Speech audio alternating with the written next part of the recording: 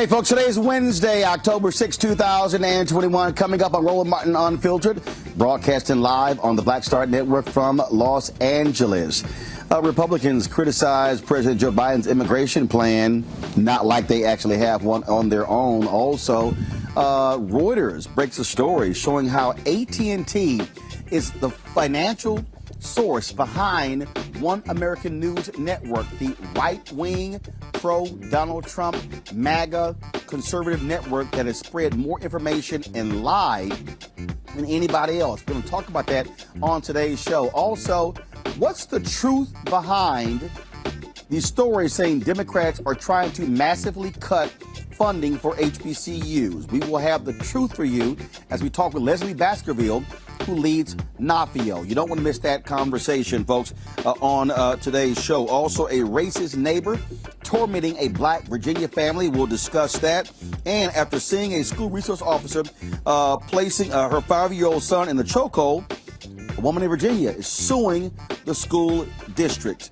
Folks, also, the mayor of Rochester, New York, she has resigned because of improprieties when it comes to her raising funds. We got lots to talk about on today's show. It is time to bring the funk on Roland Martin Unfiltered, the Black Star Network. Let's go. He's got it. Whatever the miss, he's on it. Whatever it is, he's got the scoop, the fact, the find. And when it breaks, he's right on time and it's rolling. Best believe he's knowing. Putting it down from sports to news to politics. With entertainment just for kicks, he's rolling. It's on go, y'all. It's Roland Martin, yeah. Rolling with Roland now. He's funk, he's fresh, he's real, the best, you know he's Roland Martin now.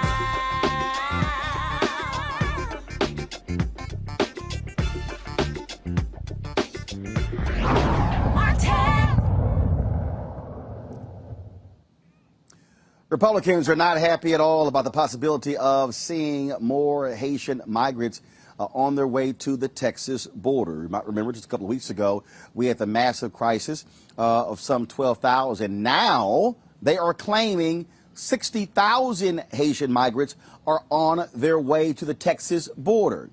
Don't know if that's true or not. Republicans, they held a news conference today led by Texas Governor Greg Abbott and, of course, Senator Ted Cruz, where they complained about this, blasting President Joe Biden and offering what they call their own 10-point plan. Listen.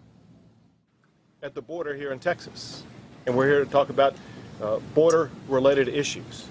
And let me just start out by making a very clear point, and that is President Joe Biden has caused a humanitarian crisis and chaos on our border. All Americans saw exactly what happened in Del Rio, Texas just last month. And we know that that chaos will be repeated unless and until President Biden takes action. 26 of America's governors have worked together to develop specific actions that Biden can take immediately to end the crisis on the border that he has caused. We, all of us, asked the president for a meeting to visit with us about this, and he refused to meet with us, and he completely ignored us. 9 of the 26 governors that crafted this action plan gathered today at the border, a border, by the way, that President Biden has never even been to. We're here to announce 10 actions that President Biden must take immediately.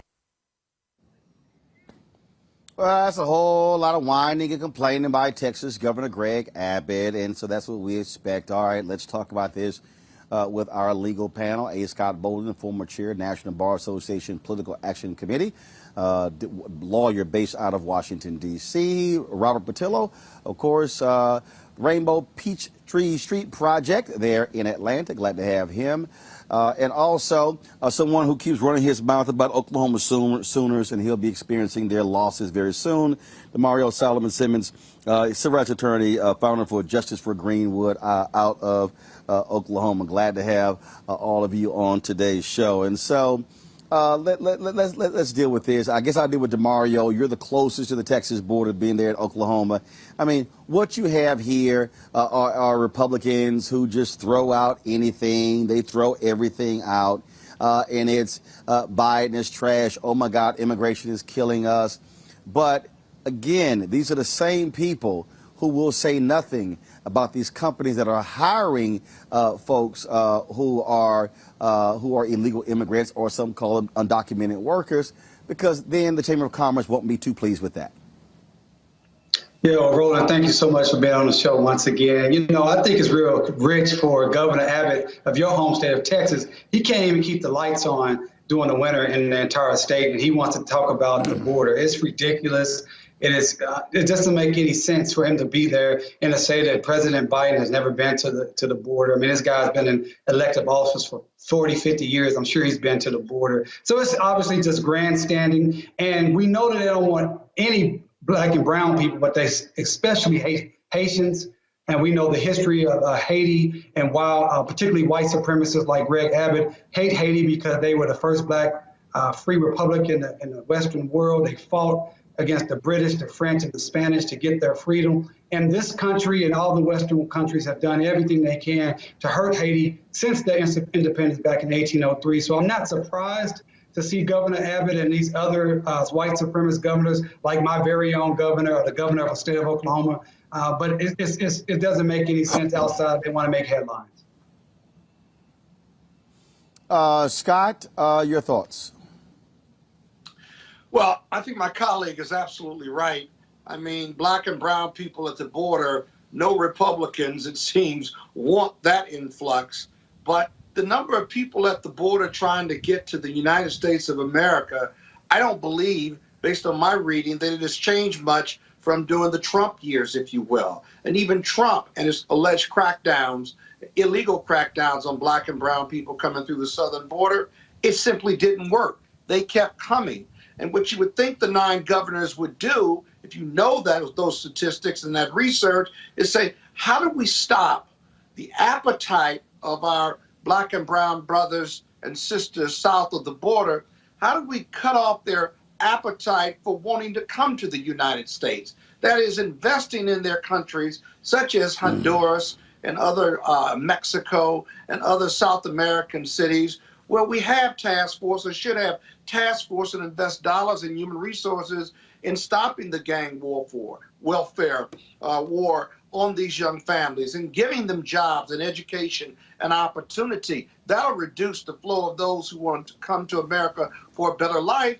But America certainly doesn't invest doesn't invest enough in that approach. Not this administration or the prior administration. And we know that it works. We have case studies that show in Guadalajara, for example, the number of people trying to illegally come into the United States has been cut in half or 3/4 over the last 10 to 15 years. And so it works. And so stopping people from coming into the U.S. has never worked, if you will. And it's rooted in racism and the fact that Republicans don't want these to be future voters, but more importantly, they certainly don't want a country of color in 2043, and they simply cannot stop it through these means. And what Roland, we're dealing with here, Robert, is very simple. What we're dealing with here, Robert, is very simple. We're dealing with Republicans who follow the leads of the likes of Tucker Carlson when it comes to white replacement theory. They are absolutely scared to death of the nation becoming a nation that is majority people of color. They need to maintain their whiteness as long as possible. You're absolutely right, and I think we have to change the way that we talk about immigration as a country, because immigration is a positive for America. Illegal, legal, however it comes in. If it was not for immigration into this country, we would be a dying nation. Just look at the birth rates taking place in white communities, or even in American-born black communities, Hispanic communities that are second generation. Our birth rates are right there with China and Japan and Italy and other countries that are experiencing a graying of the nation, so so to say, where you do not have enough people in the country to replace the people who are aging out and dying in the country. And let's understand also, nobody is going to walk from Costa Rica or from Guatemala or from Nicaragua from a tropical paradise to come pick avocados or pick tomatoes in Texas or in Wisconsin somewhere, unless it was dire circumstances. We have to look at the U.S. role in creating those dire circumstances. Let's not forget about the Banana Republic Wars that took place for a half century. Let's not forget about Noriega and all the other Central American leaders that the United States propped up and then took out of power, creating the instability. Let's also not forget that one thing that supports and finances these drug cartels is the American appetite for drugs. If we change the American drug policy, you get rid of the cartel the same way you changed alcohol policy. You got rid of the mafia, you got rid of the alcohol, take the money out, because you took their money out of it. So we changed American drug prohibition, then you change this issue from the rooter to the tutor. So what has to happen is our wonderful borders are Kamala Harris. She began the process by speaking with Central American leaders. We need to come to a tripartite pact where we take Canada, the U.S., and Central America and come to an immigration understanding, because guess what? Canada needs 20 million more people. They do not have the same benefit of legal immigration that America has to buoy their population growth. So they need more people to work in Canada. So let's find out a guest worker program where we can get people from Central and South America working in Canada, where they can then return home, because guess what? They don't want to be in the winter in Saskatchewan. They want to be back home with their families in their tropical paradises, and then you can solve the problem. But as long as we have this grandstanding and political hyperbole, like we see at the border with Greg Abbott, who is way too much like George Bush for me to trust anything that he says, and Ted Cruz and the others down there who did nothing when Trump was in office, they need to start working on some actual comprehensive immigration reform policies that will fix the problem, instead of putting Band-Aid after Band-Aid after Band-Aid over it at the expense of the immigrants who are simply trying to find a stable life and a stable income for their families. You know, if I could add one other thing. It just doesn't. Yeah, go ahead, Mario. I just want to also add to that the racism of the fact that they are illegally not allowing these Haitians to try to apply for a refugee asylum. I mean, there is a legal process when someone comes from a country that they're experiencing political violence, or they believe that they're going to be killed or something like that. There is a process so someone can say, listen, this is my situation. This is why I'm here. They may not be here just to try to find a job or anything like that. You can't just wholesale say, hey, I'm going to put you back on the plane and send you back. That is against the law. That's against the current immigration laws, and it's also blatantly racist when it comes to Haitians, Black Haitians versus maybe say Cubans and others. Look, the thing that I think we have to, Robert said something is important, and I was engaging this back and forth with a couple of idiots on social media, and they were like, you know, Roland, you were wrong when you were saying that immigration benefits the United States. And I'm like, fool, are you paying any attention? Why have the folks in Europe in the past decade been so violently opposed to immigration there? Oh my God, they're overrunning our country. Why? Because white people stopped screwing. Falling birth rates in most European nations. To Robert's point, to anybody who's listening, you do not have a country if you do not have people. Not only that, you have to have people working today who are paying into the Social Security system to ensure that folks are able to get benefits. And so, if you are if you're one of these 40 and 50-year-old black men who's sitting here blasting B, saying, "Oh, this is foul for us," when your ass is time for you to get your Social Security, who do you think is paying into the system in 20 years when you're 60? The person who's going to be working. This shows, and then they're taking all of our jobs. Okay, what jobs are you talking about? Can you please define what those jobs are? And if you really start breaking down these things, where you see people are working, the reality is, folks, documented workers are doing a lot of jobs that Americans don't want to do. Now, we can sit here and dance around this.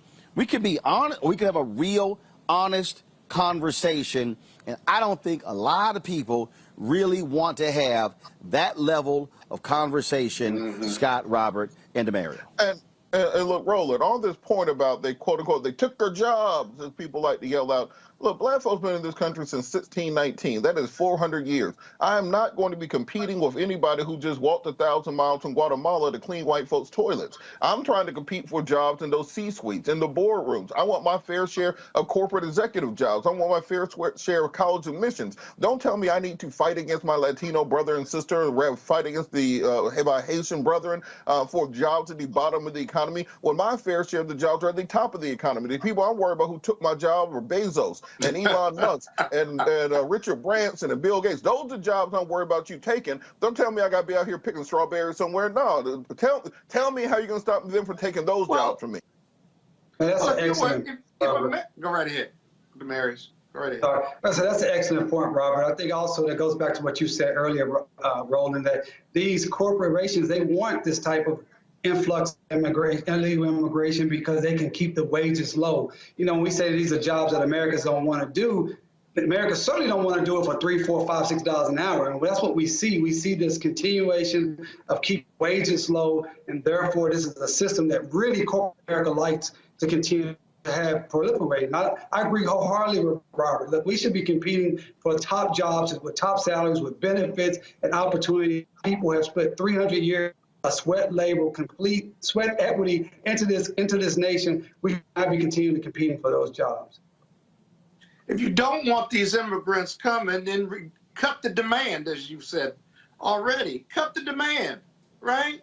President Fox, former President Fox of Mexico, told Jesse Jackson 20 years ago, my people would do the jobs that even Americans or your people, talking about black people, won't do. Everyone was offended by it, but it had some ring of truth to it, and it still does today. And so we're not competing with those jobs, because if Americans were fulfilling those jobs in construction, in the vegetable and fruit fields of America, in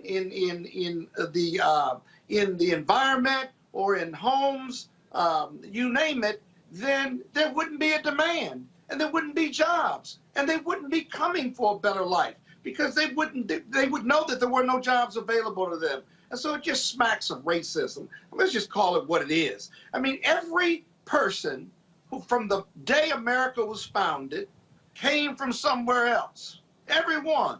The Abbotts, every 9 of those governors, and everybody who is white is an ethnic that came from somewhere else.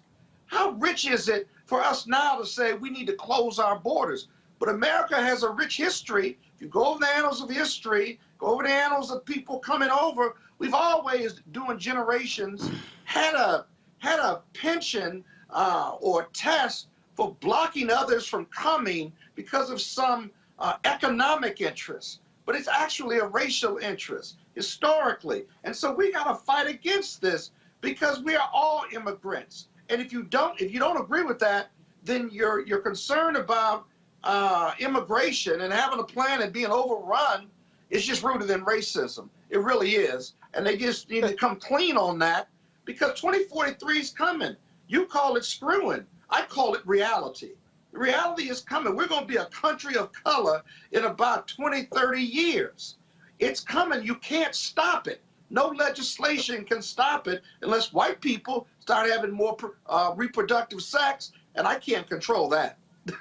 And Scott, look, this is how you know this is rooted in racism, how stupid this is. We just got off of the entire first half of this year, white employers complaining about not having enough workers who are willing to come work, raising wages, raising benefits, paying $15, $20 an hour to flip hamburgers, to put french fries into a bag. You can't get Americans to even do that right now, because you can you get $4 cents for every 1,000 views you get on TikTok. That is what your kids are doing. They are not out here trying to flip burgers. They're not trying to bag fries or anything along those lines. So if these Republicans were smart, in order to stop from having to raise those wages and raise those benefits to recruit workers, they will be pushing for comprehensive immigration reform, so we could get guest workers into the country who will be willing to fill those roles, so that the next generation of kids can work in IT, can work in media, can work on the things they're actually interested in. This.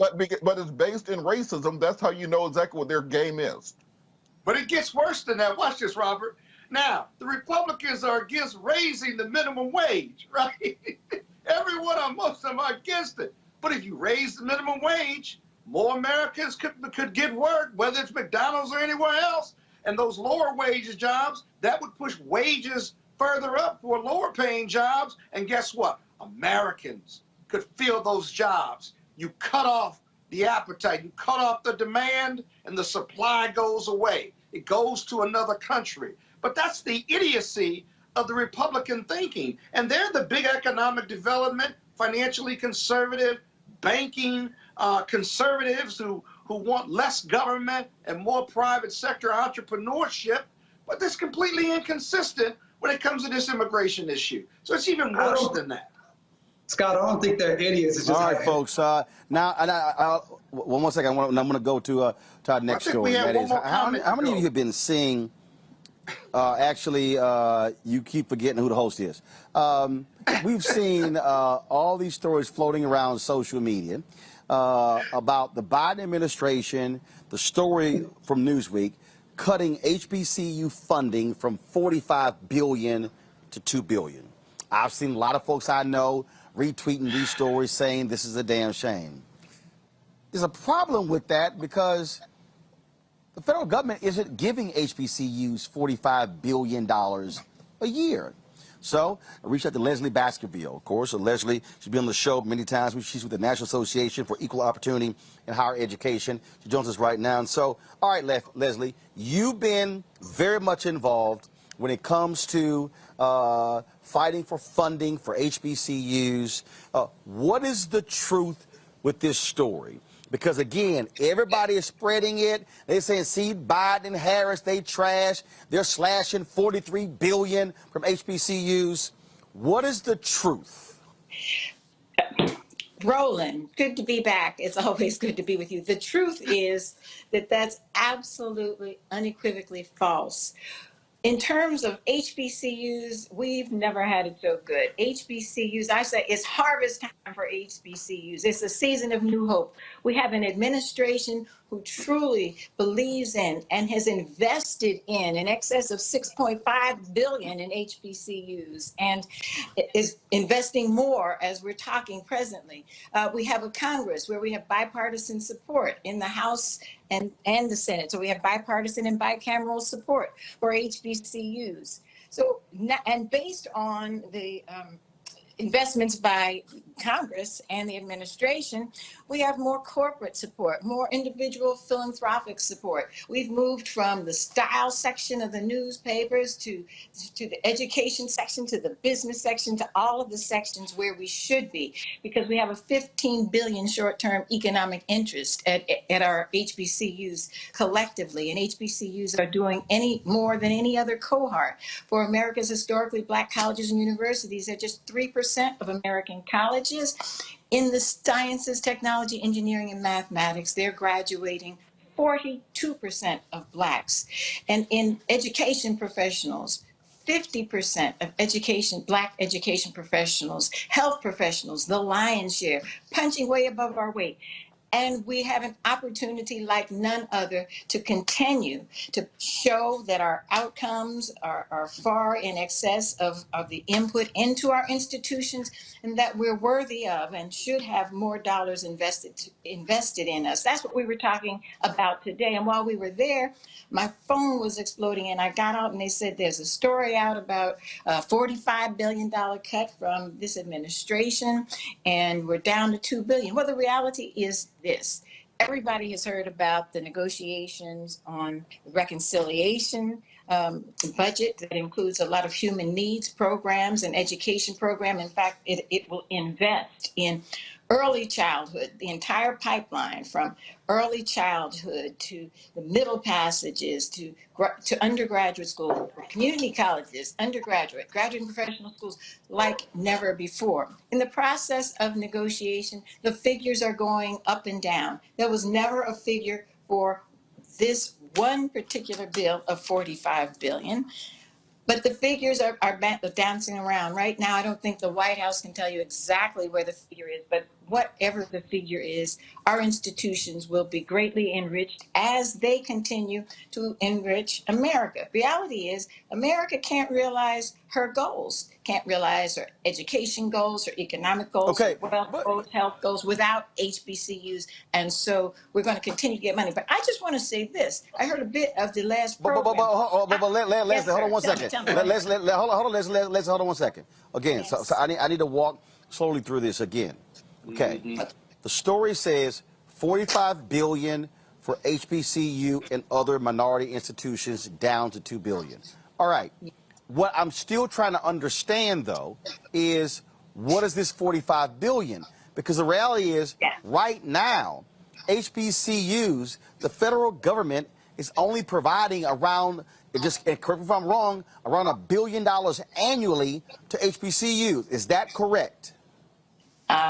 Could be. Yeah, but we got substantially more in this last time because of the coronavirus special No, no, no, no, supplemental. no, no, no. I got, I Yes, got that. I got that. you're I roughly got that. correct. But here, Let but me okay, tell you, but let me answer here's the question about the 45 billion. In the Build Back okay. Better blueprint, in the blueprint or the platform, the administration has it as an aspirational goal, investing 45 billion in infrastructures and research for HBCUs. That's the aspirational goal. Hopefully we'll get to that at some point. That Okay, is hold on, a hold on, platform. It's not in the hold on, bill. It's not in the bill. hold on, hold on, Yeah.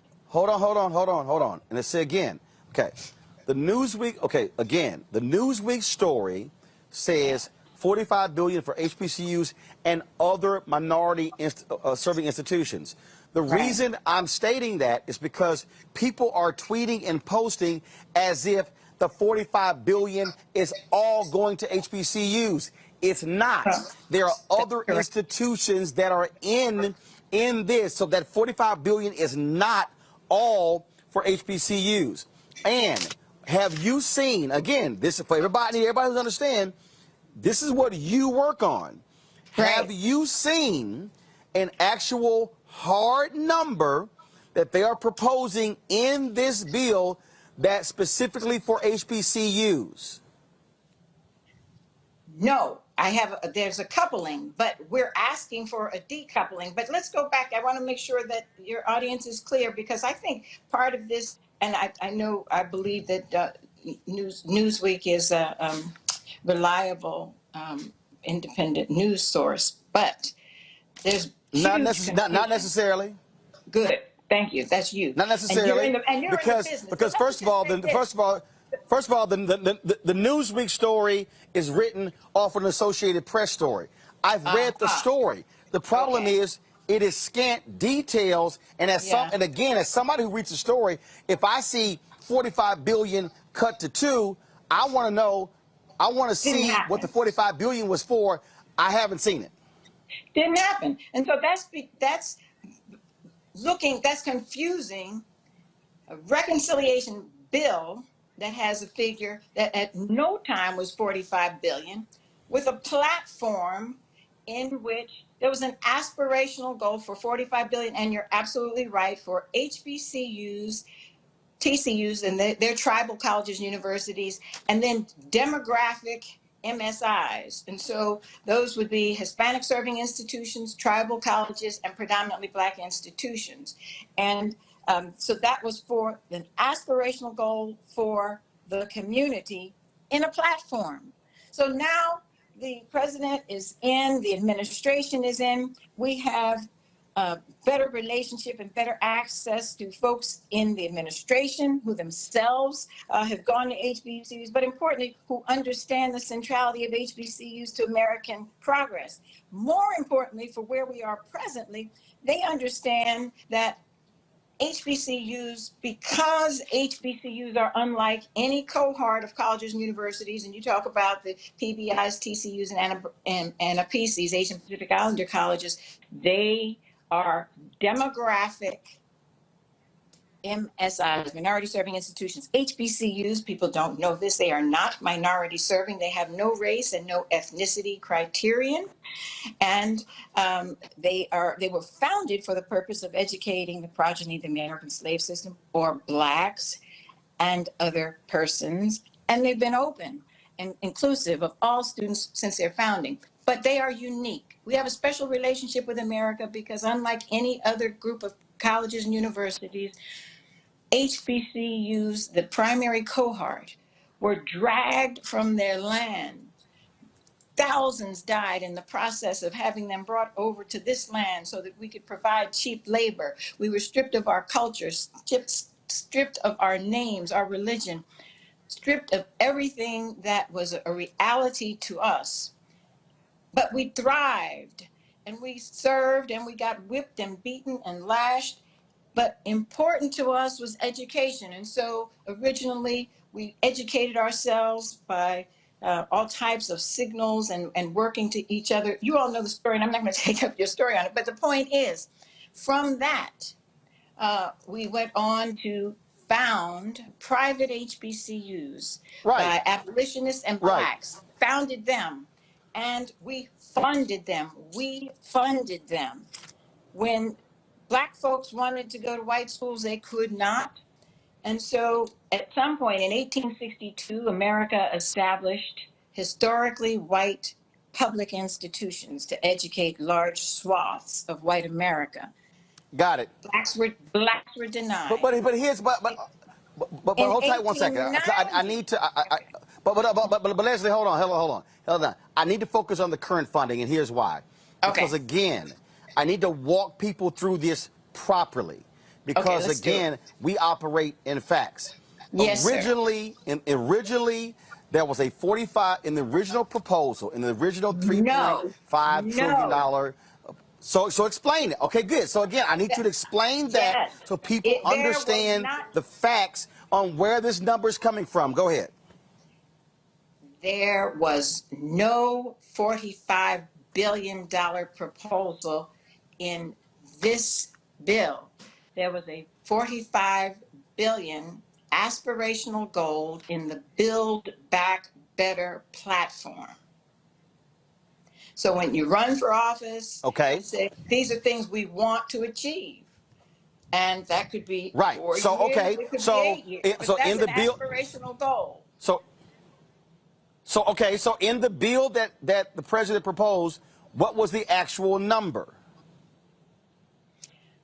I've seen numbers between 2 billion and 3.9 billion, low billions. I have at no time seen in the bill itself anything that approximates 45 billion. Okay. And now what is happening is they're going back and forth on cutting the size of the bill.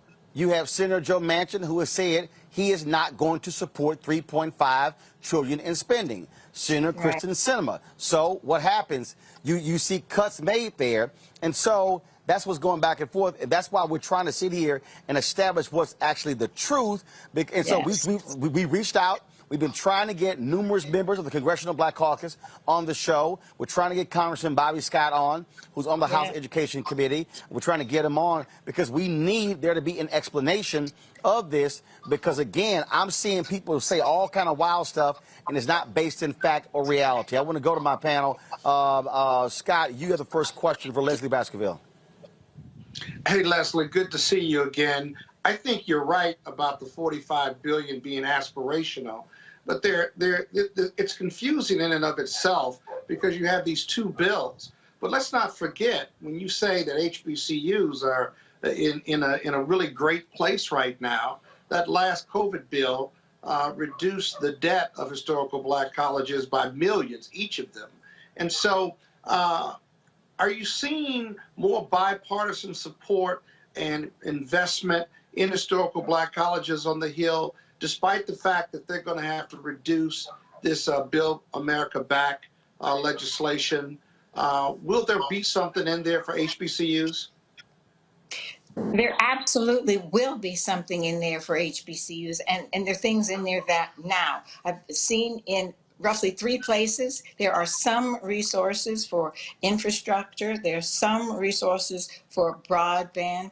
But as with every other affinity group, advocacy group, the HBCU community believes, and we want additional resources to move our research to institutions. We have 11 research to institutions. Those institutions are high research, and they're doing the scientific research. They're responsible for roughly 42% of Black Americans that have advanced degrees in the sciences, technology, engineering, and mathematics. But they're just 11, and we have none that are R1, that are the top. So we've been pushing and pushing for additional dollars. But more important than the additional dollars is a decoupling of HBCUs from the group that Roland talked about. He said the money, the 45 aspirational goal in the platform that has nothing specific to do with the budget is for HBCUs, tribal colleges. Right. Here's the deal. Here's the deal. I don't want to talk about platform. I don't want. I'm not talking about right. No, but here's the whole deal. Somebody running for office is one thing. Well, they're actually there. I want something was actually in the bill. Hold tight. Hold tight. Got it. Hold tight 1 second. I got to go to a break. We're going to come back, continue the conversation. Questions for Robert Portillo and Demario Simmons on this issue. You're watching Roland Martin Unfiltered, broadcasting live from Los Angeles on the Black Star Network.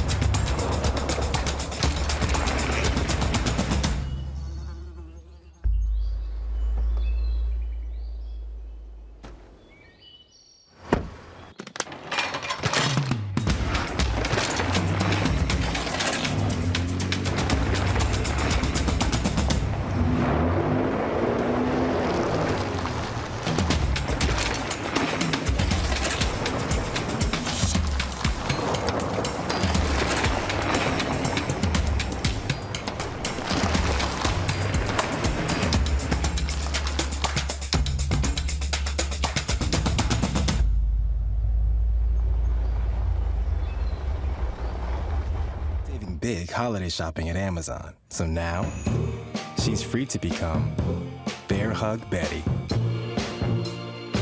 Settle in, kids. You'll be there a while. Ooh, where you going?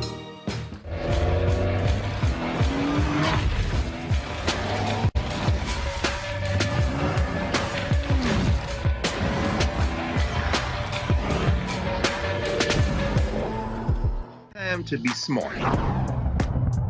Roland Martin's doing this every day. Oh, no punches! Thank you, Roland Martin, for always giving voice to the issues. Look for Roland Martin in the whirlwind, to quote Marcus Garvey again. The video looks phenomenal, so I'm really excited to see it on my big screen. Support this man, Black Media. He makes sure that our stories are told. See, there's a difference between Black Star Network and Black-owned media and something like CNN. I got to defer to the brilliance of Dr. Carr and to the brilliance of the Black Star Network. I am rolling with Roland all the way. Honored to be on a show that you own. A Black man owns the show. Folks, Black Star Network is here. I'm real revolutionary right now. Roland was amazing on there. Stay Black. I love y'all. I can't commend you enough about this platform that you've created for us to be able to share who we are, what we're doing in the world, and the impact that we're having. Let's be smart. Bring your eyeballs home. You can't be Black-owned media and be scared. You dig?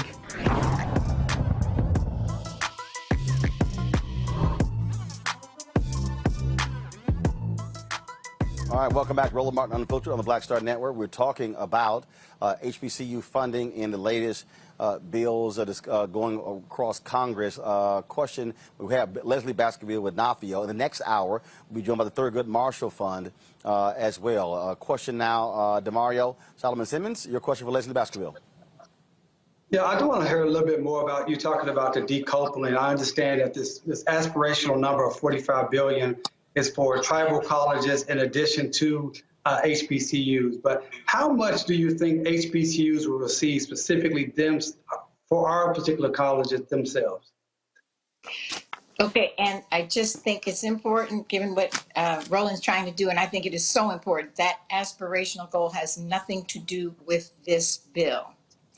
It is not in the bill. It was not in the bill. And and our champions for the bill, many of them are themselves HBCU alums. And the chair of the Education and Labor Committee in the House, Bobby Scott, is a justice janissary. He fights like no other for voting rights and for the rights for the last, the least, the left behind, and for HBCUs.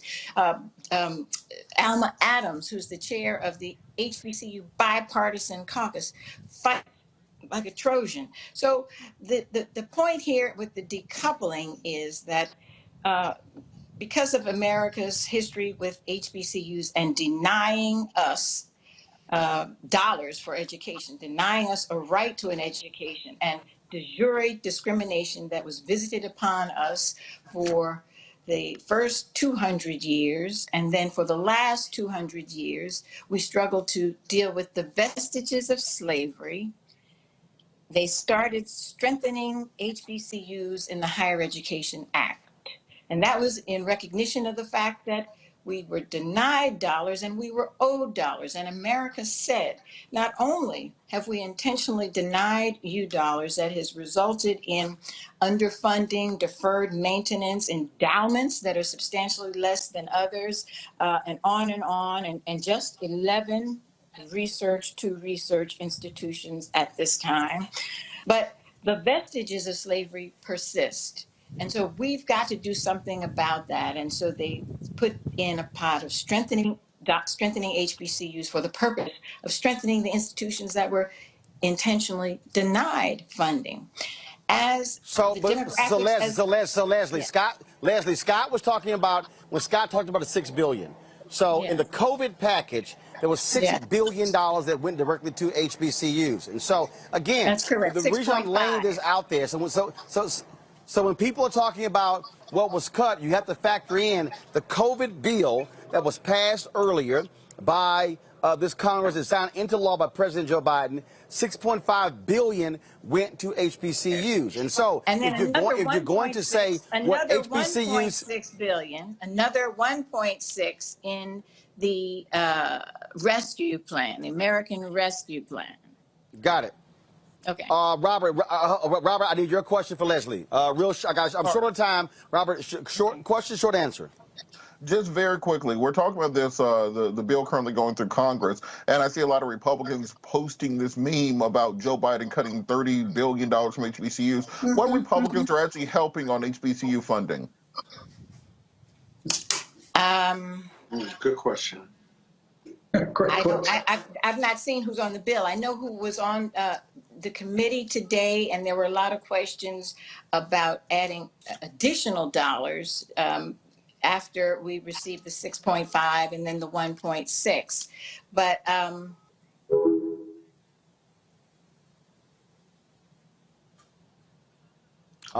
looks like, folks, we just lost Leslie Baskerville. So I guess we're going with none. So here's the deal. Well, no. Actually, you do have some, and you do have some, and you've had supporters in the past.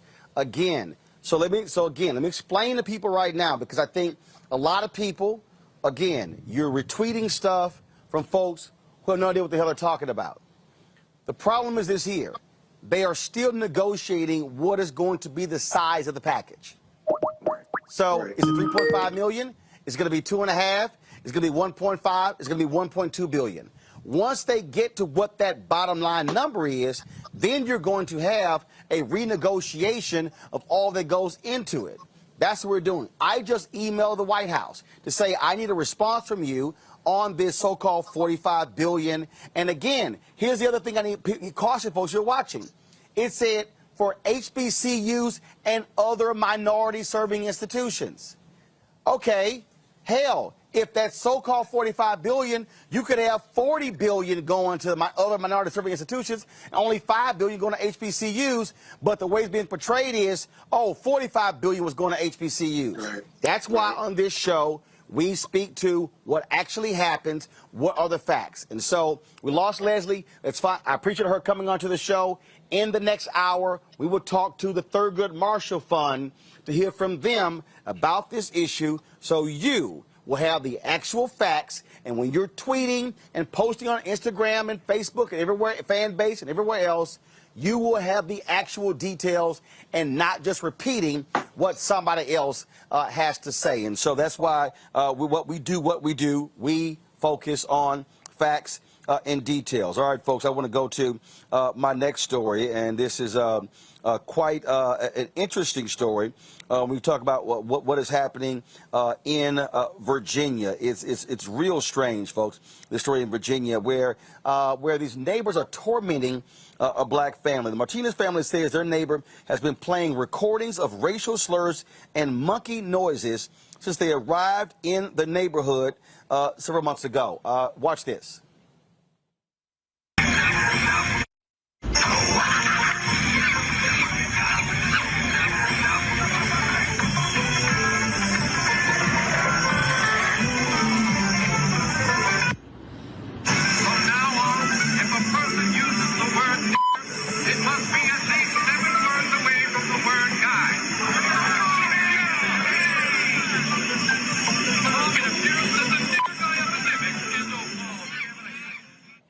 Now, the police have been called several times because no crime has been committed.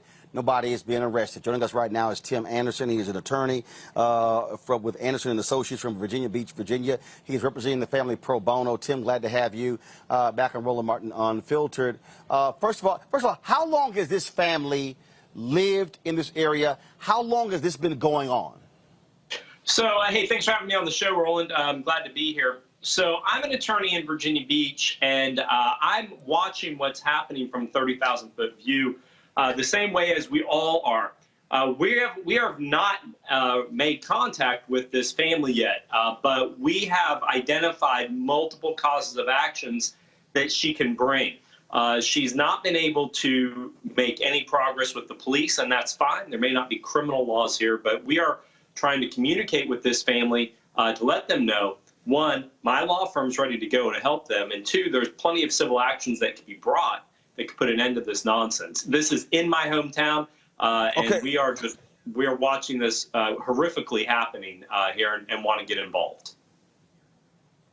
Okay, so just so you're now officially representing the family. You are offering your services to this family pro bono after you saw this story in news reports. Yeah, absolutely. That's exactly right. I've been a lawyer here for 21 years. This is outrageous. This doesn't and shouldn't be happening anywhere, but it's certainly not going to happen in my hometown without me at least trying to get involved. I'm always attracted to big fights like this, and it's not a money thing for us. It's a matter of doing what's right and making sure that that people understand that there's civility, and Virginia Beach is a great place, and we have a great community, and unfortunately we have some people in every community that act like this, and we're going to do our best to attract this family to come to us and help them get through this moment. Okay, so what is weird here is the cops saying we can't do nothing. I'm sorry, are there not noise ordinances? Well, yeah, so there's certainly noise ordinances, but it's based on decibels in Virginia. And so here's what I understood from the CNN reports, and our local newspaper actually published a story about it. Here's basically the historical background. This family lives there. This is a veteran family. And there was a noise complaint with her neighbor, and she called the police. And since that, the neighbor has now escalated and retaliated with motion sensors being pointed at the house, and this monkey music, and the clip that you just showed. And that is not, there's nothing criminal, at least as far as the police are concerned, and nothing criminal as far as the magistrate's concerned, because apparently she went to the magistrate and reported this. Those aren't crimes, but that doesn't mean there's not civil remedy. There's civil remedy that exists under Virginia law for nuisances, and we actually even in Virginia have an archaic little statute, which is very rarely found, which says that insulting words is actionable. So if you insult somebody to the point where it would cause them such distress, and the actual code specifically says breaching the peace, which that in any view is certainly breaching of the peace, that's actionable under civil law. And so all she needs is a lawyer to file a lawsuit to put a stop to it. That's it. And so it may not be a criminal remedy, but there's certainly civil remedy. And hopefully they'll use us or somebody to take this action to the appropriate court. Well, again, hopefully they get some kind of relief, because this is absolutely crazy. Tim Anderson, we surely appreciate it. Thanks a lot. This makes no sense to me, Robert. This is nuts. This is pure harassment of this family, and the cops can't do anything? Well, it's interesting to his point, because the reason that it's difficult for cops to do anything in a situation like this is that, let's take the counter positive. There's somebody playing rap music that has the N-word all strewn throughout it. Would you want that to be criminally actionable? Now, it should be actionable under intentional infliction of emotional distress, under a clear civil penalty, also disturbing the peace if it does go above the proper decibel level. And I do think the family absolutely should take every civil remedy possible. But also, this is why I always keep guns around, because if these people are playing this monkey music across the street from my house. Here we go. So just to recap, from across the street, 6.5 Creedmoor, 18-inch barrel, 10-7 twist. You're going to want yourself a 7x24 scope on it, just in case you want to get them across the street. Now, if they are close up, you want your mini AR, so you can get a 3.5-inch barrel for cookie cutter on it with a collapsible all tactical stock on it. You should be good. You still get your 223, your 5.56 ammo going. You don't burn all of your powder, but you really don't need to go on that fast at that distance. So I think these people need to invest in a nice NAGA membership to National Association of African American Gun Association, because they teach you all these things to make sure you can be safe. Because somebody's playing across the street, there's only so long before they come across the street. DeMario, you have any idea what the hell DeMario, you have any idea what the hell Robert was just talking about? I do. I know. I know what Robert's talking about. I actually have a membership to that organization. I'm here in Oklahoma. Hey, Scott, stop talking, Scott. DeMario's talking. I'm here in Oklahoma, so I have no DeMario, go. I'm a gun owner. I agree with a lot of what Robert has said. I definitely think I'm glad they have an attorney. I was going to say, hell, I'll come and represent them, because I do see several causes of action. I do believe in intentional infliction of emotional distress. I do believe there can also be some civil rights claims. That you could have what's called a 1985.3, where you got two or more people who are conspiring together to take someone's civil rights, and they're trying to run those people out of their home. There's no question about it. That is a civil rights violation, I believe, is happening there. And then I think there's a hate crime there. I mean, when you are saying nigger, talking about nigger and monkey towards black people in this type of fashion, I think that's a hate crime. So I think that they should be sued, and I believe that they should be successful. And hopefully that family has some money, because they need to be held totally accountable, no question about it. Well, and that's another reason why I'm happy that I live in a black neighborhood. Yeah, maybe. Both of my colleagues are right, and that surely makes us feel good. But maybe not. This is what he needs to do, and I'm sure he's going to do it. You start with a cease and desist letter in no uncertain terms and lay out what the civil or administrative violations are vis-a-vis ordinances, and give them an opportunity to cease and desist, right? They will have to respond, or they get a lawyer to respond. Then, if they don't respond and the bad acting or the bad acts continue, right? Then you file for what we call a temporary restraining order. It's a civil lawsuit, but you're seeking injunctive relief. And to my colleagues, I do think you could argue irreparable harm. There's statutes that are immediately being violated based on what their lawyer has indicated, right? There's irreparable harm. There's likelihood of success on its merits. It's certainly in the public interest that you're not blasting the N-word and anything else. And you seek a TRO under the local laws in Virginia Beach. And you get a judge who will be offended. Most would be highly offended by this conduct, and they'll sign an order barring them temporarily from engaging in this bad conduct. Eventually, you get a preliminary injunction, and then you win the lawsuit, And you can still get damages even though you got a TRO because you're going to sue for damages, right? That takes the energy out of that racist family, if you will. And then you get community support for it, which is going to be hard not to get community support for it. But they need to get into court. And then lastly, they need to go to the government of Virginia Beach and see whether they have a certificate of occupancy, see whether they are in compliance with their electrical code and all these other things that you have to do and get the city to enforce it, right? So this is what we call hitting back and hitting hard. Eventually, the broadcast will stop because it becomes too expensive and too offensive even for the bad actors to engage in that conduct. That's what I would do. And Roland, now. All right, folks. Robert, real quick. Yeah, I would say now, just in case what Scott said doesn't work. So this is your mini AR. Flip it out this way. You pull out that way. All right? And then you're ready to roll. And then if you pop right back in, fold back up, goes right in your jacket, and you're good to go. So in case Scott's plan doesn't work. That'll bring the police out, Robert. That'll bring the police out. In your own house. In your own home. In my house. In my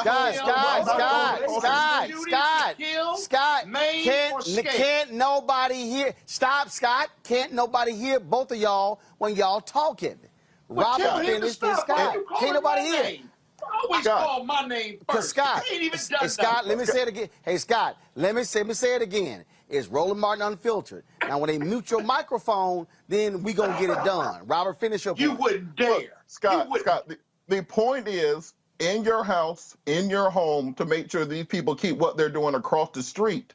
Because at the end of the day, we want to make sure this stays civil. And anybody who's playing that kind of music in loud volumes, they are a loose cannon. I can't trust what you're going to do. My job is to protect me and my wife and my dog and my property away from those people. So whatever that may be required, you're having something that fits under your jacket is very useful in this situation. It's very important, Roland. It's important for your show for we to say that you cannot shoot somebody from your property to the property across the street. That's the mini one. This is the one in the house one. This is the in the house one. It doesn't go that far. I want to make sure my brother Roland's show is okay. All right. It's a short barrel and not going that far. Y'all can have all that. Y'all can have all that back and forth during the break. I got to go to commercial break. We come back. We're going to talk about some racist flyers being sent out targeting a black pastor and state officials in Virginia. We'll talk with one of them next. Also, why is AT&T funding one of the most virulent, racist, lying, misogynistic, Donald Trump, MAGA-loving conservative networks in America? We'll unpack it next on Roland Martin Unfiltered on the Black Star Network. Oh, that spin class was brutal. Well, you can try using the Buick's massaging seat. Ooh, yeah, that's nice. Can I use Apple CarPlay to put some music on? Sure. It's wireless. It's something we all like. Okay, hold on. What's your Buick's Wi-Fi password? Buick Envision 2021. Oh, you should pick something stronger. That's really predictable. That's a really tight spot. Don't worry. I used to hate parallel parking. Me too. Hey. Really outdid yourself. Yes, we did. The all-new Buick Envision, an SUV built around you, all of you.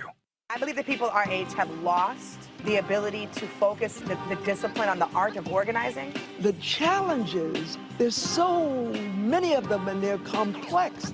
And we need to be moving to address them. But I'm able to say, watch out, Tiffany. I know this road. That is so freaking dope.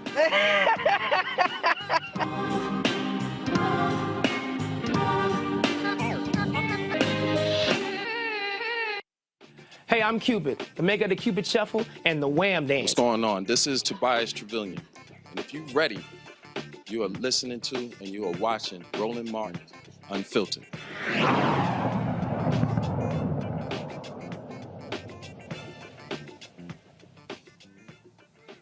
All right, folks, more racism in Virginia as some flyers that have been going out highly critical of black state officials now, and they're targeting a black pastor. The story really makes no sense whatsoever once you begin to unpack exactly what is going on here. We want to do that because Again, you just heard that particular story there. There's another couple, how they're being targeted in Virginia.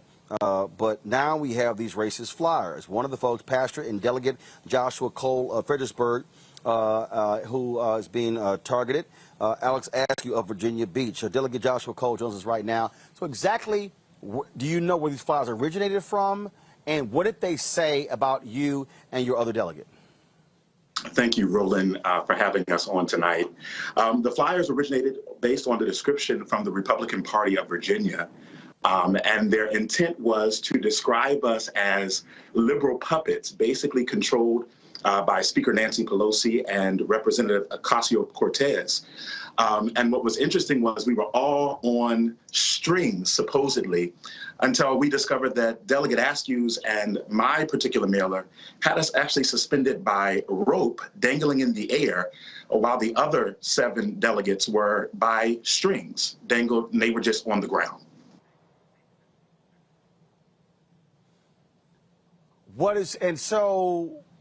First, what are they trying to do? I mean, how many people did they send it to? How many households? You have any idea how many flyers went out? I'm not quite certain on how many households went out. I was actually alerted about the mailer over the weekend when a constituent reached out, disgruntled by the mailer. And then on Monday, I actually received it at my home. And so I started asking a couple of my colleagues if they received this mailer. And they sent it to me, and they showed us the different versions that they've had. And like, again, as I said, the interesting thing for myself and Delegate Askew, the only 2 black men who were on the mailer, we were depicted in a different way. And we know this is the capital of the Confederacy. This is Old Dominion.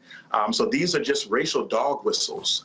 We have flipped Republican districts that have been Republican districts for years. We flipped them, and they're trying to use those dog whistles to call certain people out, but we won't be intimidated.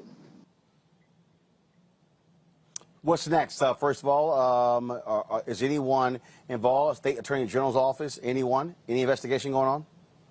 No, not as of yet. We called on our opponents and the Republican Party of Virginia to condemn the mailers, and they basically stated they were holding us accountable for our ultra-liberal record. But we will make sure that what's going on next is that we're exciting our voters to get out. If we won these districts before, we will continue to do it. And as Virginia is moving forward into a new light, we're not going back to these old school racial ways. No matter how many times they try to, rephrase it, remask it, we're going to keep moving forward. All right, Pastor and Delegate Joshua Cole, we sure appreciate it. Thanks a lot. Thank you, Roland. To our panel, I want to talk about this story here. A Virginia mom is suing a school district for policy changes after her 5-year-old son was put in a chokehold. In 2018, Pamela Onenwu was picking up her son when she saw a school resource officer placing him in a chokehold. The reason, the child was allegedly singing too loud in class, and the officer was called to make him stop. The mom and 2 other parents filed suit against the Fairfax County school system, citing psychological trauma and physical pain were being inflicted on students with disabilities. The school staff settled out of court and added additional training for staff. DeMario, kids singing too loud? You put them in a headlock, a chokehold?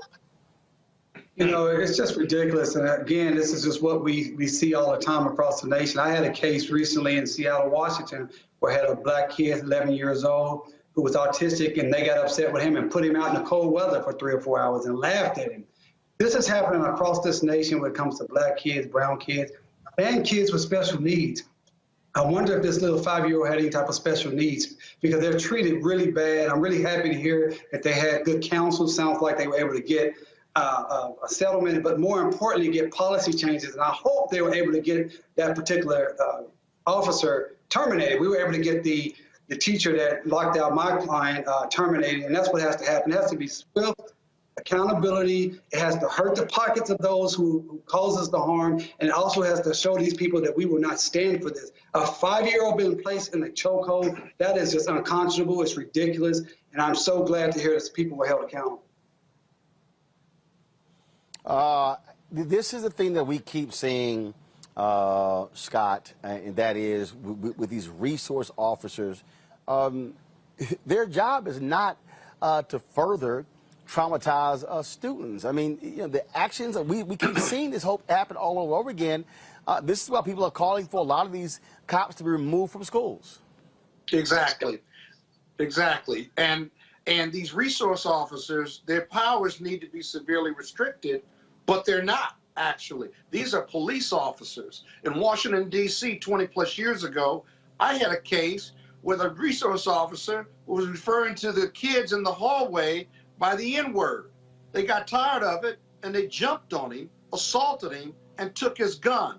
The government would eventually walk away from the case and dismiss the case that they brought charges against 2 or 3 of the leaders of this group of kids. And so you're absolutely right. But Roland, when we get these cases, right, when you report on these cases, let me tell you something. They don't see us. You have to see me as a human being in order to treat me humanely. And when you report on these stories like chokeholds for the 5-year-olds or crazy-ass white people doing crazy things, right? Or the police beating up black men and women simply because they refused a police order. They don't see us. So if they don't see us, they treat us less than human. They treat us like animals, if you will. It is unjustifiable. You and I, or they rather, will treat a dog better than how we're treated by the police in many instances. And so we've got to, it's more than retraining. It's about where this racism comes from. It's not genetic. Nobody's born with a racism gene, as we've often said and our leaders have said. And so they're trained that way. They're taught that way from their environment or at home. That's where we got to get to, because otherwise they're going to continue not to see us. You know, and let me just jump in real quickly on this. It's something that was so important. And sorry, Robert, but this is very important. They're not resource officers. They are police officers. And one of the things that the police have done a really good job, and Republicans in general, is how they frame things. It's the same with officer-involved shooting. That is to try to make it seem like what it really is. It's the state killing somebody or the state shooting someone. So these are just police officers with extraordinary power. They should not be the first people called when you're having an issue with a 5-year-old, a 7-year-old, a 9-year-old, things of that nature. These people are bullies many times. We saw the case of the young lady, and Scott is exactly right. The young lady, when they took her out of the chair and slammed her on the ground, because he didn't see her as a little girl. He saw her as a other than. And that is important. But we got to change our own terminology. Not resource officers, police officers, not officer-involved shootings, police shooting of a person, the state murdering someone. And they're not trained to be resource officers. Robert, and to that point, I think that's when we got caught up in this conversation around quote unquote defund the police last year, and Republicans used that to their political advantage. But in reality, this is what we're talking about, which is de-escalating situations. That if a child is singing too loud, maybe you have them talk to the social worker to find out why they're expressing themselves in this way. And often I use the analogy of what would happen if this was a little white girl named Lily White. What would happen if this was a golden retriever? I mean, realistically, if there was a golden retriever that they saw that when it was barking too loud and somebody put it into a chokehold, it would be the leading story. Nancy Grace would be out there right now. They'd be looking for him like they were looking for Gabby and all this other stuff. But because it was a young black boy and they see the dehumanization of them, they do not have that same empathy. This goes towards the way that our school system is often the feeder system for our prison pipeline, because they start criminalizing children at 5 years old, put them into the system. So by the time they're 17 or 18, they are ripe to go to their next stage, which is not college, but into the criminal industrial complex. So we have to start reevaluating the people we put in charge of raising our children for so many hours a day, and creating a system where they're not simply continuing to be over-criminalized and over-prosecuted for the least bit of expression as a human being. All right, folks, hold tight 1 second. Got to go to a break. We come back, our daily report on black and missing and other news of the day. And we'll talk about AT&T, an explosive report from Reuters showing how AT&T execs asked and wanted another conservative network to compete with Fox, and how they are funding One American News Network to the tune of millions of dollars. Folks ain't happy about that. I'll show you the tweet from Derek Johnson, president of the NAACP, and others. That's next on Roland Martin Unfiltered on the Black Star Network, live from Los Angeles.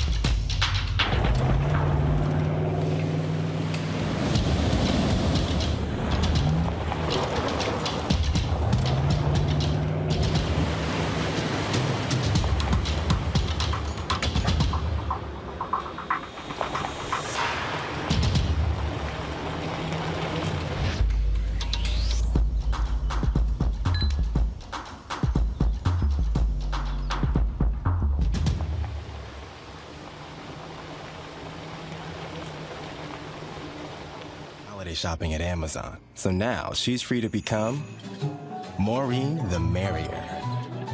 Food is her love language, and she really loves her grandson. Like, really loves.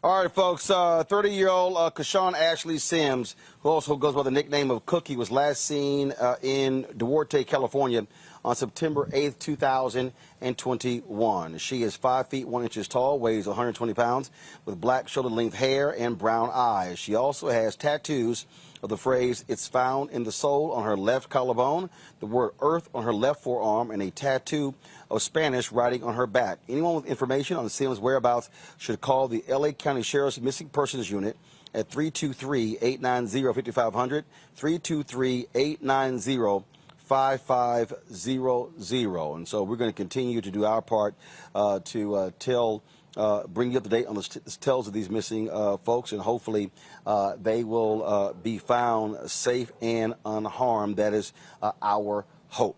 All right, folks, let's go to Rochester, New York, where Lavii Warren has agreed to leave office for violating state election laws during her 2017 run for re-election, and she will leave office by December 1st. She was facing felony charges that she and 2 assistants violated campaign contribution limits, but she pleaded guilty to a single misdemeanor, admitting that she knowingly exceeded the $8,557 limit. By admitting to the charge, the city's first black woman elected mayor will likely not lose her law license. And so, again, she will be stepping down as of December 1st. So it's been a whole bunch of drama there in Rochester, New York. Issues with the police department. In fact, her husband had gotten arrested. So, man, it's been a whole bunch of drama there. So she's going to be leaving office. All right, folks, food is an important issue in this country. A lot of us love to eat. Some live to eat, some eat to live. But the reality is our children are most impacted by this. And there's one entrepreneur who did something quite interesting. What she did was she actually opened a grocery store in a school. Joining us right now is Jasmine Crow. She's the founder and CEO of Gooder. Is it Gooder? G-O-O-D-R? Is that how it's pronounced? Right. Okay, so you decided, so you opened a grocery store in a school? How? Yeah, I mean, it's just like that. We were fortunate to work with a client, hip hop star Gunna. We've been working with him since 2018. He came to us and said he wanted to do something for back to school. And I pitched him on the idea of building a grocery store and creating something that was sustainable and had legacy. And so he gave me the list of all the schools he attended, elementary, middle, and high school. I called the middle school first, had a great call with Principal Madden, and he shared with me just the need at that school, how many kids were living in poverty, how many kids really were leaving school and being adults, taking care of, younger brothers and sisters, and many times taking care of themselves. And he had a small closet that he was using as like a clothing closet. There was a couple of cans of food in there, and we just decided to remake it. And we created a grocery store, a free grocery store. I think it's important to know that, Roland, so families and students and even staff can utilize this store free of charge. So, okay, so is it an actual business or is it a nonprofit? How do you get the space? Is it in partnership with the school? How does that all work? Yeah, so it's an actual service, if you will. It's a free grocery store. The grocery store doesn't operate like a business. There's no exchange in money between the students or families. It is funded by Gunna, and that's how we've been able to do it. So Gooder is a business. We produce activations all over the country to really help people rethink how they give food to families. And if you think about it, Roland, there is about almost $100 billion a year spent on food and nutrition programs. But what we've seen is it's actually created a vicious cycle because the money always goes to the same like large hunger fighting organizations. And it's not to say that food banks and food pantries don't serve a purpose, but what they do is they keep families dependent on going to more than one to actually marry a meal together. And so what we think at Gooder is that there's a big difference between access to food in this country and access to meals in this country. And so we focus on bringing families access to meals. So we have kids that can go in there and pick out food items that they can then go home and make meals for the family. And that's what we do. Sounds like a great initiative. How has it been going thus far? It's been going great. We've seen almost 200 families shop in the store so far. This Friday makes 3 weeks, so we still got a couple of more days. The store is open school hours, so typically about an hour before classes begin and an hour after kids in classes. We've created a web app where families can just register and select a time to come and shop. They get a reusable grocery bag, which every kid in the school received, and they can just fill it up, no questions asked. The store also has toiletry items, household items like laundry detergent, dish soap, things that families, you know, if they do have food SNAP benefits, they cannot use those to purchase those toiletry and household items. So we're seeing that that's really popular, as is the food. All right, then. Look, sounds great. Any plans to expand to other schools in the area? Absolutely. We want to expand this all over the country. We've received, you know, thousands of inquiries, so we're working through those. Our hope is to at least get to the top 10 states where more than 15% of the population on average is food insecure or hungry. So, you know, expect to see us potentially in Mississippi, Alabama, and then even states like Colorado and New Mexico, where there's a lot of need and a lot of people that are hungry as well. All right, then. Well, Jasmine, congratulations. We certainly appreciate it. Good luck with that. And as you said in the story I saw, you got parents out there. If they need something, they can just simply let their kid know, and they're able to go into the grocery store and bring that item home. So I'm sure a lot of parents are very thankful for this innovative idea. Thank you so much, Roland. I appreciate you having me on. All right. Thanks a bunch. Good luck.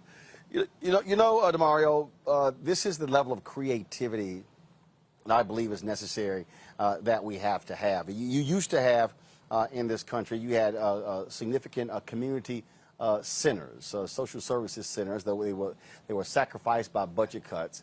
And what this exposes also is the issue that we have of children who go hungry. I've talked to, look, my brother has been a teacher. Two of my sisters have been teachers. Two of my sisters are teachers. My niece is a teacher. And having these conversations, we don't think about it, but the number of kids who literally go to school every single day hungry. And so people wonder about behavioral issues. They wonder about things along those lines. Why can't these kids concentrate? It's hard as hell to concentrate in school when you're starving. Oh, Roland, you're so right. I just appreciate your show so much to bring on that initiative. Very impressed by that young lady. And as someone, as you know, Roland, I have a mentoring program we've been doing for several years. And we see this inside the schools with people needing access to meals. As someone who grew up on SSI and having to use food stamps and things of that nature, I know it feels good for those kids to be able to go in there and those families to just get what they need and not have to say what their financial status is or anything like that. And I think the idea that she has is pretty innovative. And I think there may be an opportunity to use some Title I dollars to get funding outside of just her client who's funding it now, because, that's not, I don't know. I don't really know that yet. The artist she talked about, but I don't know if that's really sustainable to really move to other states. But I think the ideal is a great idea, and maybe they can give us some Title I funding, which for those who don't know, Title I funding is for low-income schools, and use those fundings to help generate the revenue that's necessary or the funding that's necessary so this can be expanded to other schools, because the need is great. I'm in Oklahoma. We're one of the top 10 worst states for hunger, and it's just an ever-ending problem that needs innovative people like Jasmine to give new solutions to. Like I said, I really think we do have to rethink how we help kids today. Robert, this is an interesting way to do so, and it is a matter of being able to help them help their parents, because people make assumption, oh, everybody's fine, everybody has food. No, there are many kids literally sitting in schools who are totally dependent on free lunch programs. And you have Republicans who are attacking those programs left and right. You've got these conservative commentators attacking these programs left and right as if everybody has food in this country. They don't.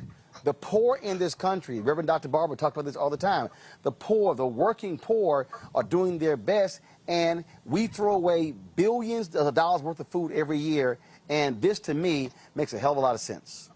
Well, Roland, on that point, remember, Operation Breadbasket was in many ways founded upon a very similar concept and idea. And we have to look at this nation up to the mirror of who we really are. 40% of the food in this nation is thrown away. We pay farmers. We actually have farm subsidies and pay farmers to throw food away instead of sending it to market because it will depress prices. We would rather have people starve in America than to just feed them the food that we are producing, the most abundantly productive nation to ever exist on the face of this earth. So I think we have to look at these policy prescriptions that are out there. The fact that we are dealing with this $3.5 trillion human infrastructure bill right now, and we cannot even get 50 votes in the United States Senate to feed children, to educate children, to give people housing, to give people child care. But if it comes to a new bomb or a new bomber plane or an aircraft carrier or an atomic bomb, we find the money every time. If it's tax cuts, we find the money every time. Just as you said, I know people who are educated and have friends and family members who do the same. Many of them have had to bring washing machines into the school to wash the children's clothing because they didn't have those resources at home, to give children food after class just out of their own pockets. So instead of us fighting over the scraps and having these esoteric arguments about policy, let's get down to the nitty gritty and put together programs that will actually help people, so it will not take initiatives of this nature in the richest nation on earth in order to do so. We actually have a panel on this next week at the Rainbow Push Conference on youth entrepreneurship, where some students did a very similar thing at their school, putting together a business where they sold food to other children to address many of these issues, where they're getting donations from stores and corporations in order to help finance those things. People can register for that at creatingopportunityconference.com. But it's important that we support people who are doing these things and at the same time press Congress so that you do not have to do it on the individual level, that we're getting together an actual national policy. We have the resources, we just choose not to use them. Yeah. Hey, Scott. Yeah, Roland, real quick, there's another part to this that we haven't talked about, and that this store in the school, how many grocery stores are around this school and available? The food deserts of America, we know our poor communities and our Black communities suffer from that. About 15 years ago, Michelle Martin, a colleague of yours, a fellow press journalist, did a story on ABC News about this, the relationship between poverty and health. And what her report found was that these kids and adults who were poor and who could not afford healthy food, right? And I hope this store in the school offers healthy alternatives, but they couldn't afford healthy foods. And so as a result, they were eating McDonald's or their grocery stores, if they had one, sold high carbohydrate, high sugar, high fat products at a very low price in those community stores, those grocery stores in our poor communities. And as a result, it wasn't so much that the kids and the adults were going hungry, some were, but their diet actually increased their weight and increased their health challenges. And so the second part of this story really is about the food deserts and how unhealthy poor people eat, and people with economic challenges, how poor their diet is and how it taxes the healthcare system in America. It's a whole nother issue, but this store concept in the stores hopefully addresses that. But there's a broader piece here that the FDA, as well as the grocery store industry, you know, you go to a poor neighborhood, you can't get healthy products as much as you go to an expensive neighborhood. You can see it even at the Safeways and the Giants of the world. They have different products for different communities. That's got to stop, because the poor communities aren't getting the healthiest choices, nor are they being educated on healthy choices. That's a direct relationship with their weight gain, with their overall health, and how their health challenges tax the healthcare system in America. Folks, got to go to the break. We come back. We'll talk about AT&T funding the One American News Network, also our Tech Talk segment.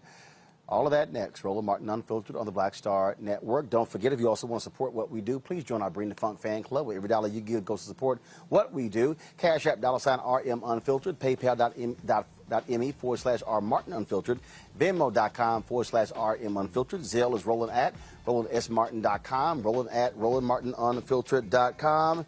We'll be right back.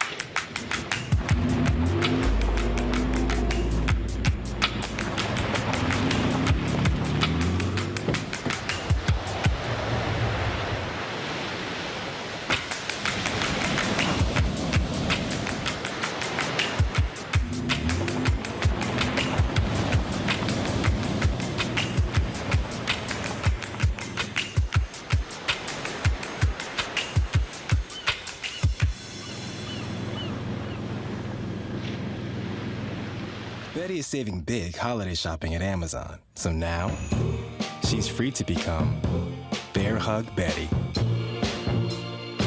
Settle in, kids. You'll be there a while. Ooh, where you going? Hey everybody, it's your man Fred Hammond. Hi, my name is Brescia Webb, and you're watching Roland Martin Unfiltered. And, well, I like a nice filter usually, but we can be unfiltered.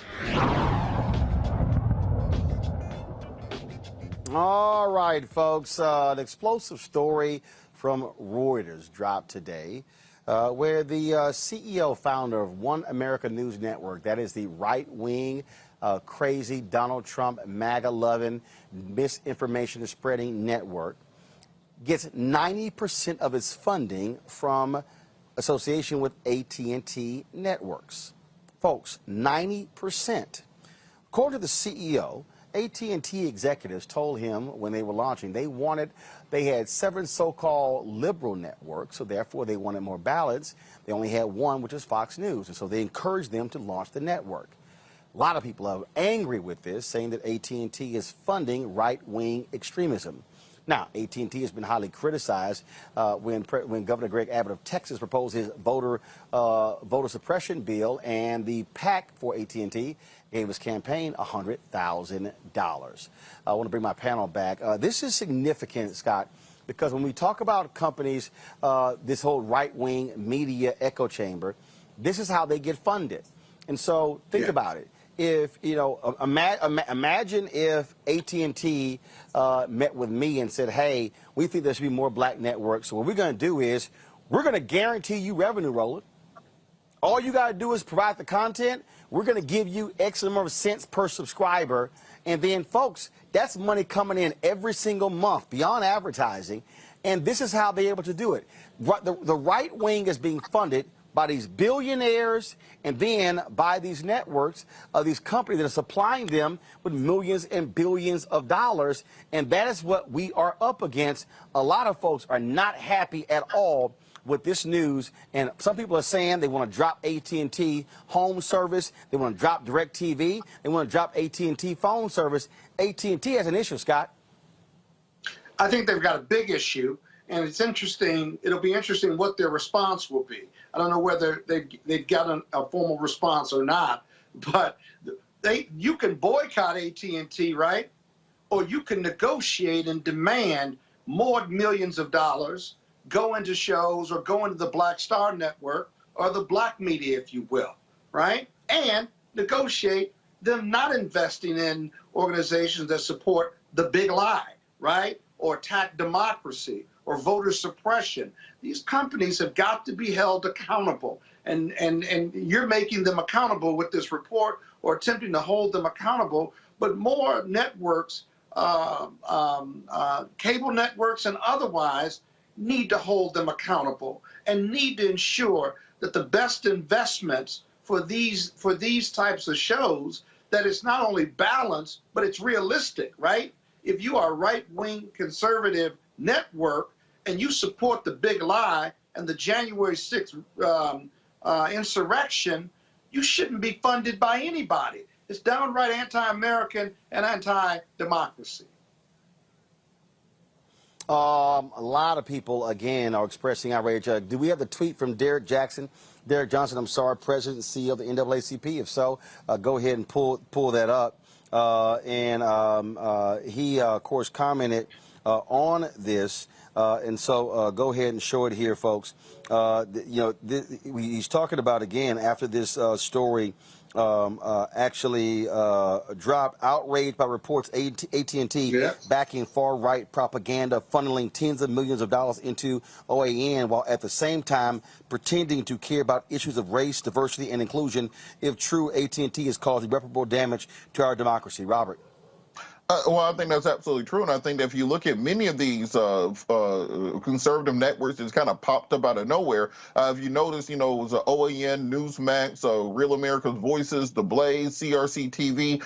There's a whole litany of these far-right conservative networks that kind of grew out of talk radio and grew into digital platforms, and then major television networks where they're getting, former big three talent to be on their networks. Eric Bolling is over there. Some of the other hosts, Heather Childress, people who used to be at Fox, people who used to be at MSNBC, are on some of these networks now. And you have to ask the question, well, where the hell are they getting all this money from? Now we are finding out those same companies that want to put up all the signs that say, well, we stand by social justice. We are here for you. We plan on ending racism, are putting money behind January 6th. They're putting money behind the insurrectionists. They're putting money behind all this far right-wing echo chamber. I think they need to be held to account on those points. Either as on the one hand, as Scott said, boycotted them, or on the other hand, look, if it's good for the goose, good for the gander, they need to be paying some of these black media networks, I.E. Us. I see Roland got all these new Nissan and Amazon commercials and stuff. Me and Scott are waiting for our check over here. So they need to be putting those funds in other organizations so that they can grow out and build and be as big as those other companies.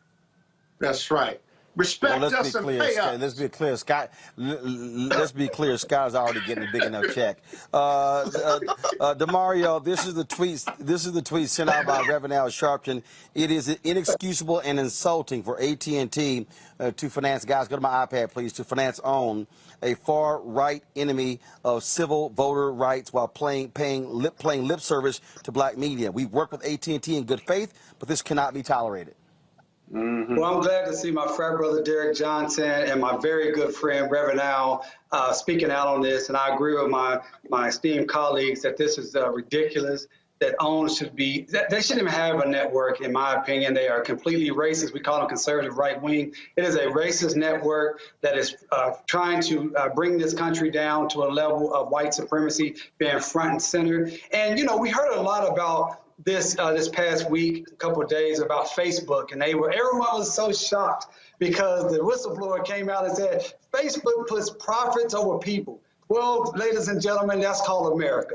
America puts profits over people, and that is the American corporate system, period. And so what we want our civil rights leaders like Reverend Allen and Brother Derek Johnson to do is hold these people accountable. As you stated, Roland, as consumers, we should hold them accountable. Hell, I've been wanting to get rid of AT&T, my cell phone, with them for years. This may be the reason I finally go ahead and do it. But I really like what Robert said and what Scott said. They also should be putting more money into organizations and networks like yours, Roland, GRIO, other Black-owned organizations that are bringing our issues to the forefront, and not just continue to fund these right-wing, racist, white supremacist organizations that are just simply trying to make sure that we go back to the Stone Ages of being indentured or enslaved people. Absolutely, and so we're going to continue reporting on this.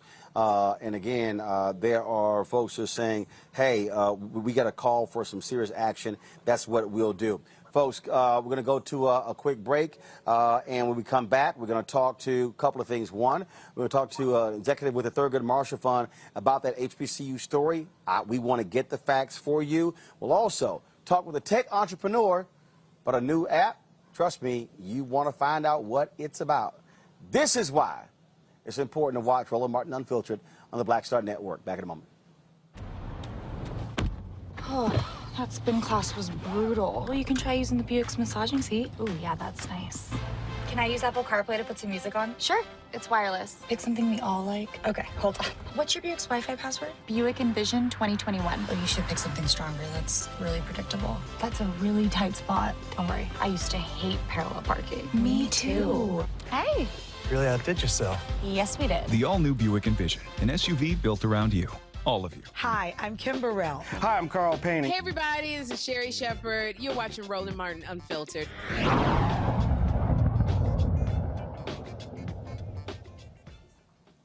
All right, folks, at the top of the show, we talked about the HBCU funding. The story's been circulating by the Associated Press that $45 billion was supposed to be earmarked for HBCUs. Now that's been cut down to $2 billion. Let's talk with Victor Santos with the Thurgood Marshall Fund. Thurgood Marshall Fund, of course, they are out here representing these public HBCUs. Victor, what is the truth? We had Leslie Baskerville on talking about it as well.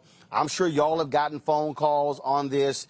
Was there ever $45 billion in a budget proposal or in a bill from the Biden administration, from Democrats, from Republicans to HBCUs? No. So what the proposal was for HBCUs and minority serving institutions. So you have to understand what minority serving institutions means. HSIs, there are 569 of them. There are only 101 HBCUs. To give you an example of what some of these HSIs look like. Hold on. Wait. You said HSI. What is that? Hispanic Serving Institutions. Okay? That means. So you said that there are 101. Hold on a second. Hold on. You said there are 101 HBCUs. Correct. 500 and what? Hispanic Serving Institutions? 69 and growing. Okay? So to give you an example. So 569, 101, that's 670. Correct. But you also have you also have tribal colleges. So we're only getting a percentage of that money to begin with. Okay. And to give you an example of what these HSIs look like, your alma mater, Texas A&M, is an HSI. So when Leslie was talking about, are you serious? I'm very serious. If you serve 25%. At least Hispanic students, you are an HSI.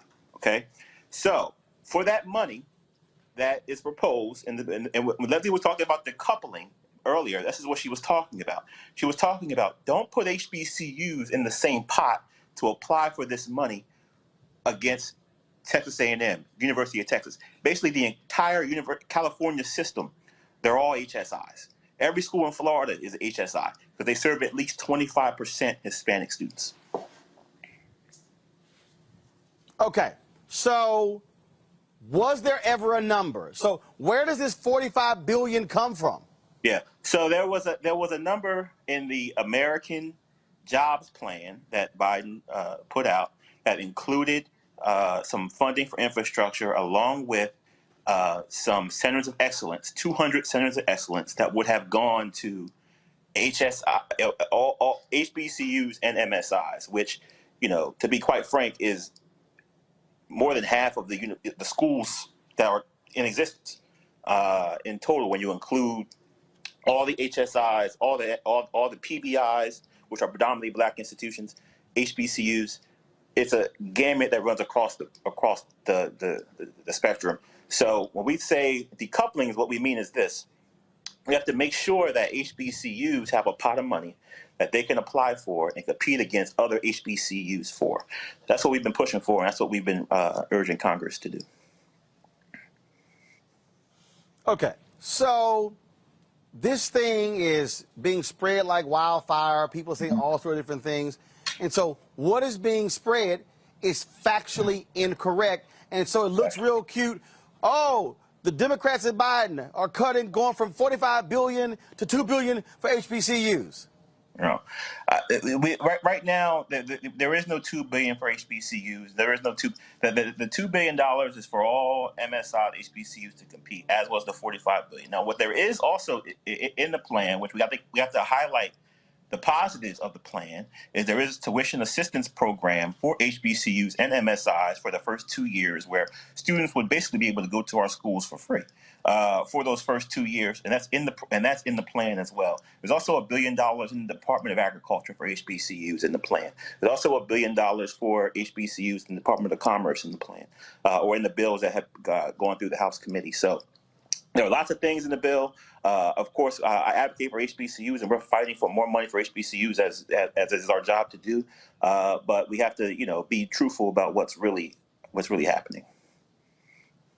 Well, that's precisely why we wanted you on the show, why we wanted Leslie on the show, so we can actually have the details. And so people who are spreading that Associated Press and that Newsweek story have the actual facts. We also are trying to get Congressman Bobby Scott on the show as well, other members of the CBC, to explain this, so people are not walking around saying a whole bunch of crap. They have no idea what the hell they're talking about.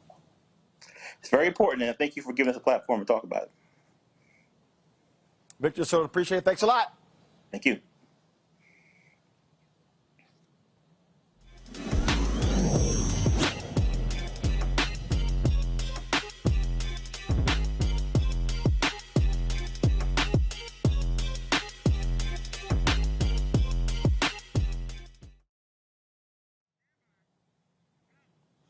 All right, folks, time for Tech Talk. Of course, we love to feature African Americans who are doing amazing things in technology. And so let's talk about how we take precautions for things being delivered to our homes. COVID, people are concerned about that, touching products.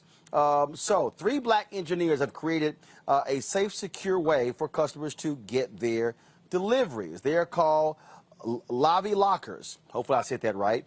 Joining me now from Clinton, Maryland, is CEO founder Rhea Huntley. Rhea, how you doing? I'm good. How are you? Okay, did I pronounce that correct? Is it Lavii Lockers? No, it's Lavii. Lavii. Okay, Lavii. Yes, all right, so Lavii. Lavii. Right. Okay, so what is a Lavii locker? What is that? So I'm glad you asked. So a Lavii locker is simply a smart food locker that customers can use to pick up their food either from a restaurant, from an office building or apartment building, or from a virtual kitchen or ghost kitchen for delivery drivers. Okay, so, but what is it? Is it a container or something? What is it? Yeah, so it's a 3x6 locker. It has 10 individual compartments and it's insulated. So what happens during that process is the normal pickup way, which I started to see actually before the pandemic, is that restaurants had like an open shelf. So the open shelf isn't really secure. Anyone can grab the food. Plus, the food isn't maintaining that temperature. So the Lavii Smart Food Lockers actually keeps the food safe and secure, as well as maintains the temperature until the customer or the delivery driver comes and picks up the food. So is this for the restaurant or is it for the customer? Who's this product going to be sold to, and who's it for? So our main customers are restaurants, office buildings, apartment buildings, as well as ghost kitchens and virtual kitchens. The main benefits behind them purchasing the actual locker system from us is that either for office buildings and apartment buildings, their tenants now have a better way of picking up their food from a secure area, as far as like putting the actual locker inside of a lobby. And then from the restaurant perspective, they're able to create more of a seamless pickup process for their customers as well. So our direct customers, we're a business-to-business company, so we don't sell directly to the consumer, but the consumer benefits from the actual business that purchases from us. Questions from my panel. Robert Patillo, you first. What kind of inspired you to get into this, and how can this business model, do you think this business model can be grown across the country? Because it does seem to be something that is endemic in most big cities. So what are your plans on expansion? So I actually thought about this idea even before the pandemic, based on my own personal frustration with picking up food. So I feel as though this idea, there was an issue and a need, and the pandemic kind of solidified the actual idea. And currently right now we're nationwide. So we have restaurants within DC, Maryland, Virginia, Texas, Indiana, and New Jersey. And right now we have one office building in DC that's currently using our locker system for their tenants. So our growth for expansion, when we first started, based on the idea that I have, we started just in the restaurant market. But since then, we've noticed that this can be used for residential, any commercial property. And there's a new trend going on right now with like ghost kitchens and virtual kitchens, which need a better system for food delivery drivers to come and pick up the food, because you can have one virtual kitchen that hosts maybe 20 to 30 virtual restaurants. But from then, you're able to have different food delivery drivers, whether from Grubhub, Uber Eats, or DoorDash, come and seamlessly pick up the food and actually drop it off to the actual destination that it's intended for. Scott. Wow. Okay, that visual was really, really good. Is the project or is the item available for private home use yet, or is that your growth strategy? So we haven't decided to go directly to the consumer, at least not yet. We feel as though business to business would be best for us going forward, especially because those are the people that would benefit the most from our product, being as though where we are right now, we're still in the midst of a pandemic. And then a lot of people just want convenience and security right now. So that's mainly our true main focus. I feel as though if we went towards the route towards directly to a consumer at a home, it would be more towards like parcel pickup, and we haven't done that as of yet. What about colleges and universities, though? That'd be an interesting business concept. Correct. And we're actually working with someone right now who's looking to go down that path. So that's definitely within our future where we plan to go. Yeah, great concept. DeMario. Thank you. Thank you. DeMario. Yeah, as a very well-known germaphobe, I certainly appreciate this product a lot. You know, you walk into a place like Chipotle, like I go all the time, and you'll see all those bags just sitting there and just open to anyone touching them. So I think this is a fantastic product. I would love to see you on Shark Tank. I think this is a product that should go straight nationwide, and I think you can get maybe Damon and one of those other sharks to help you continue to grow this product. You know, what was the barriers for you to be able to get to from the point of your conception that you had this idea to actually getting this to the market and now you're growing it? I mean, how were you able to do that? Because it's very impressive. So my background is within tech. It's not like programming, but it's an IT for networking. But I can pretty much teach myself anything. So I was able to teach myself how to program just a little bit, and actually built the initial first prototype, and where you would scan a QR code and the lock would unlock. So from there, I actually met up with James and Marcus, who are both now my two partners, introduced the idea to them, and then we took it from there. But due to the fact that we didn't have any funds to grow the business at that point, we all had to bootstrap the business and invest our own funds to get it to this point. So right now we're continuing to grow, but once we get to a certain point, we definitely have to secure more funds in order to expand the way we want to expand, and also deploy more different locker solutions that some customers have been asking for. Yeah. All right, what's the website? Give more information. What's the website? Can we go over more information, please? Sure. Our website is Lavii, LAVII-INC.com. And they can reach us there and also follow us on Instagram. That's Lavii, LAVII_INC. All right. We certainly appreciate it. Thanks a bunch, and good luck. Thank you. Thank you for having me. All right. That is it. That is it for us, folks. I appreciate y'all joining us. DeMario, Robert, Scott, thank you so very much, folks. I will see you guys tomorrow. Thank you. Right here, Roland Martin Unfiltered on the Black Star Network. Holla!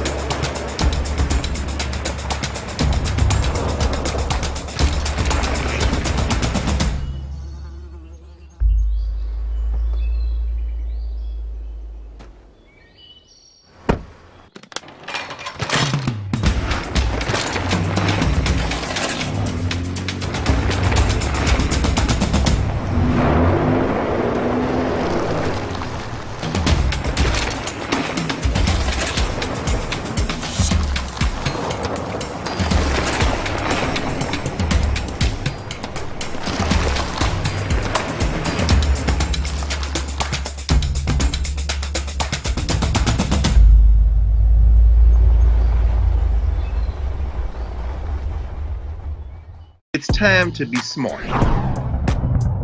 Roland Martin's doing this every day. Oh, no punches! Thank you, Roland Martin, for always giving voice to the issues. Look for Roland Martin in the whirlwind, to quote Marcus Garvey again. The video looks phenomenal, so I'm really excited to see it on my big screen. Support this man, Black Media. He makes sure that our stories are told. See, there's a difference between Black Star Network and Black-owned media and something like CNN. I got to defer to the brilliance of Dr. Carr and to the brilliance of the Black Star Network. I am rolling with Roland all the way. Honored to be on a show that you own. A black man owns the show. Folks, Black Star Network is here. I'm real revolutionary right now. Roland was amazing on there. Stay black. I love y'all. I can't commend you enough about this platform that you've created for us to be able to share who we are, what we're doing in the world, and the impact that we're having. Let's be smart. Bring your eyeballs home. You can't be Black-owned media and be scared. You dig?